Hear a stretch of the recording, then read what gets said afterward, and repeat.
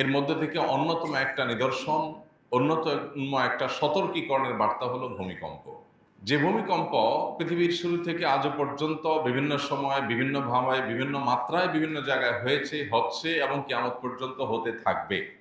কোরআনে কারিমে আল্লাহ রাব্বুল আলামিন ভূমিকম্প সম্পর্কে বহুবার বিভিন্ন জায়গায় বিভিন্ন আয়াতে উল্লেখ করেছেন।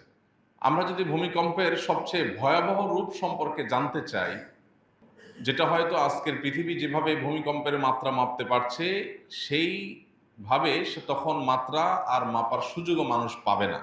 সেই ভয়াবহ ভূমিকম্পন সম্পর্কে আল্লাহ রাব্বুল আলামিন কোরআনে কারিমের শেষ পারার ৩০ নম্বর পারার বেশ কয়েকটা সূরাতে শুরু থেকে শেষ পর্যন্ত আলোকপাত করেছে।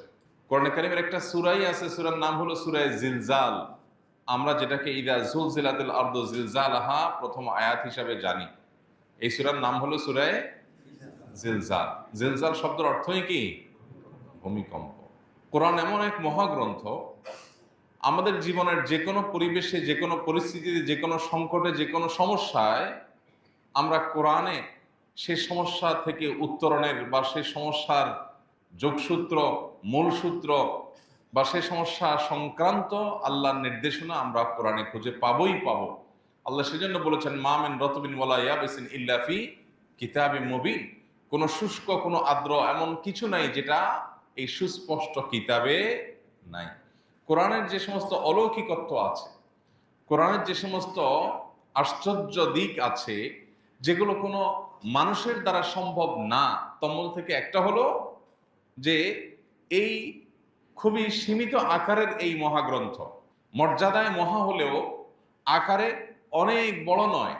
এই সীমিত আকারের একটা আল্লাহর কিতাব, যেখানে আয়াত এবং পৃষ্ঠা সংখ্যা খুবই সীমিত, অথচ এখানে মানব জীবনের এমন কোনো বিষয় নাই যে বিষয় সম্পর্কে আল্লাহ রাব্বুল আলামিন আলোকপাত করেন নাই। আমরা যখন কোনো বিষয় নিয়ে আলোচনা করি, গবেষণা করি, বই লিখি, তখন একটা ছোট ছোট ক্ষুদ্র ক্ষুদ্র কোনো বিষয়ের উপরে বই লিখতে গেলে লেখকের যে বরাদ্দ সেটা শেষ হয়ে যায়, কিন্তু লেখা শেষ হয় না। ২-৪-৫০০ পৃষ্ঠা লেখার পরও লেখক বলতে হয় যে এ বিষয়ে আরো বিস্তারিত জানার জন্য পরবর্তীতে আরো কোনো ইনিশিয়েটিভ তাকে নিতে হবে, ইত্যাদি ইত্যাদি। কিন্তু আল্লাহ রাব্বুল আলামিন তার এই মহাগ্রন্থ কোরআনে কারিমে সব কিছুর আলোকপাত করেছে। আমরা চিন্তা করতে পারি যে আমরা যে ভূমিকম্প অনুভব করেছি, আল্লাহ রাব্বুল আলামিন কোরআনে কারিমে যে সমস্ত সূরা নাজিল করেছেন, এর মধ্যে একটা সূরার নামই হলো কি? জিলজাল বা ভূমিকম্প। এবং সেখানে ভূমিকম্পের যে ভয়াবহ রূপ সর্বোচ্চ মাত্রায় আসবে, সেটার ধরন কি হবে, ধাঁচ কি হবে,